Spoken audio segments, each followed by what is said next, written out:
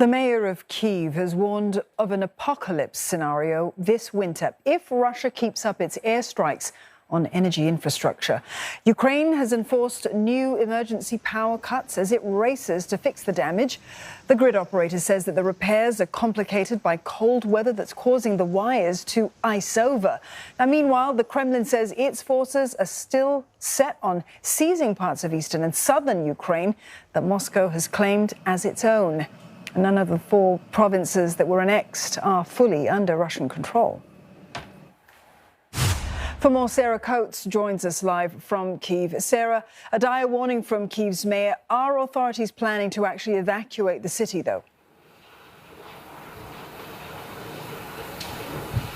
Yes, hello there, Dawn. Well, Klitschko has come out, to warn, as you said, of these potentially apocalyptic scenes, saying it could be something out of a scary horror movie if indeed more of this energy infrastructure is damaged. Right now, we're seeing about 20% power deficits with hundreds of thousands of people right across the capital, Kyiv, without power and without heating. Now, he's stopping short of warning people to evacuate now. Look, the situation basically is if more of this infrastructure is damaged, what will happen is it'll cause these pumps inside homes and residential buildings, etc., to stop pumping water, which then will see the water freeze up inside these pipes and completely disable the infrastructure, meaning that people will have to evacuate their homes. Right now we're seeing about 500 of these warming tents right around Kyiv, which is home to almost 4 million people, for people to go inside and get a cup of coffee or tea, warm themselves and charge their phones. Now, Klitschko came out in this interview yesterday with Reuters, making these pretty dire calls, warning for people to potentially get ready to evacuate if indeed that happens.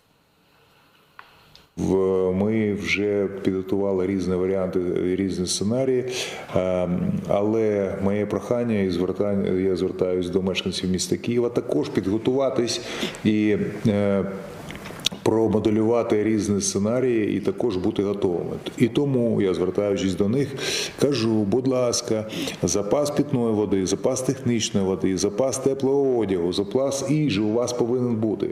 Повинен бути, знаєте, як зібрана там сумка, бажано невелика, на екстремальний випадок, в якої будуть там ключові необхідні речі, документи. And Dawn, you can just see from behind me just how cold it is here. Temperatures this week have already dropped down to around -8 degrees. It's a little warmer today, thank goodness. But, the mayor there, Klitschko, he's calling on the international community to supply more things like heating fans and generators as the temperatures are set to plummet over the next few months. Now, we've been speaking to residents here on the ground who say they simply do not want to leave Ukraine. They do not want to leave Kyiv, saying that they would rather live in the cold than live with Russians. So it's really going to be interesting these next few months to see just what happens with this electricity grid, with these operators of these companies now really racing around the clock to try and fix anything that's been damaged. Deeply challenging conditions there for Kyiv residents, Sarah. But meantime, British intelligence, it's saying apparently that the Russians are building defence positions around Belgorod. The Kremlin evidently fearing that Ukraine could mount a cross-border attack. What can you tell us about that? Yes, that's right. In Belgorod, that's about 40 kilometres off the border with Ukraine.